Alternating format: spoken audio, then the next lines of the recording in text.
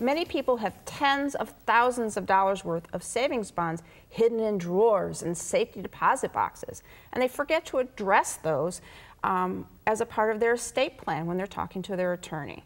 Here to discuss some of the estate and tax planning you need to think about with savings bonds is my law partner, Michael Solomon. Hi, Lori. Hey there, Mike. So do you need to have something special in your estate planning when you're dealing with bonds like EE bonds and I bonds? Well, you should. What happens many times is people, they use savings bonds as a major savings tool, but when they sit down with their lawyer, they forget to mention it completely. So if you don't do any planning at all, you could end up having to do a lot of extra paperwork when you pass away to handle those bonds. And that means going through probate costs a lot of time and extra money. So that's number one problem. Number two, if you don't do the right planning, you can cause yourself a lot of extra, or not you've passed away, but you can cause whoever inherits those bonds a lot of extra income taxes. There's a lot of planning you need to do with bonds. Okay, so I assume we want to try to avoid probate on those bonds. That's always a big people's goal. So how do you avoid probate on savings bonds? Well, you can avoid probate by savings bonds by titling them, let's say, in a joint and survivor ownership, or a payable on death beneficiary. Now, the joint and survivor, let's say on your death, it goes to the survivor, payable on death goes to the beneficiary. I advise be very careful when you put bonds in a joint and survivor ownership format. Maybe a husband and wife is fine, but don't necessarily do it with your kids, because who's ever on that bond has a right to access that bond and cash it out even without your notice. So if you put your children on it and something bad happens, the child could cash that bond out. Right. So name them the beneficiary. That still avoids probate, and they'll inherit it. And there is a treasury form you can use to retitle the bonds in payable on death form or joint and survivor, or even in a trust if that's what you decide to do. Okay, just paperwork then. Just paperwork. All right, well that doesn't sound too bad, a lot better than the probate process. What if in the end you never did retitle your bonds? That means then they always, every amount has to go through probate when you die? Well, it does, but there are ways, depending on the amount of bonds involved, there's ways to reduce that paperwork. There's another treasury form, and if you have that form and your bonds don't exceed $100,000 and there are no other probated assets, then you can use that treasury form to retitle the assets in the name of the new owner. Okay. Now, if you have already a probate going on, or if the bonds are in excess of $100,000, you're going to have to probate it anyway. You're going to have all that paperwork. Okay. And you mentioned earlier about income tax traps. So what kind of traps are we talking about? Well, most people when they buy bonds, they defer the income tax. It's just what people tend to do with those. So over the years and years and years, that generates a lot of deferred income tax.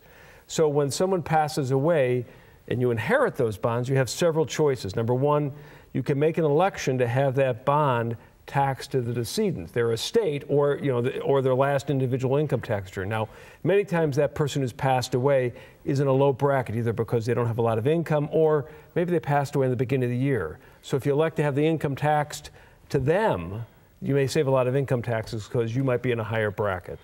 The other option is that you take the bonds, just take them, cash them out, pay the income tax, or take them and elect to pay the income tax currently, and then defer future income. Or finally, you can roll over the gain if you'd like. You can do that, defer the tax until pay it later, or always pay it later. That's right, until it matures. And as always, there's an IRS publication on everything, and there's an IRS publication. It's publication 550. And in a particular part of that publication, they have a really good description of all the different possibilities with bonds. So before you do anything, go online, get that form, or go to the library and get that booklet, and you can read up on the bonds. Okay, good information.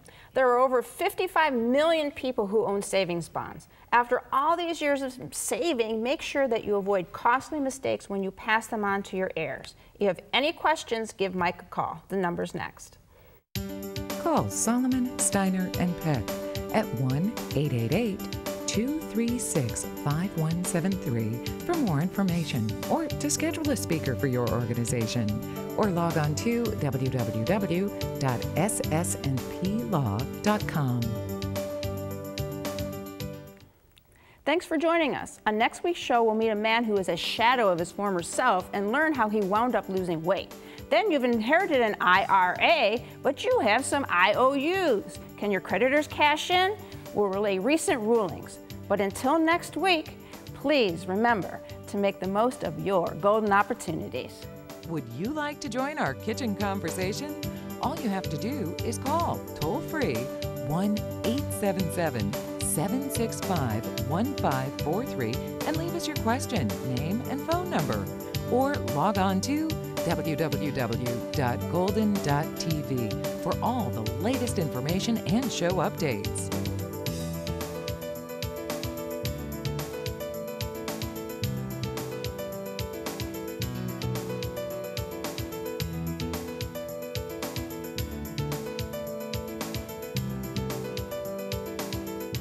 Golden Opportunities is paid for by Elder Productions.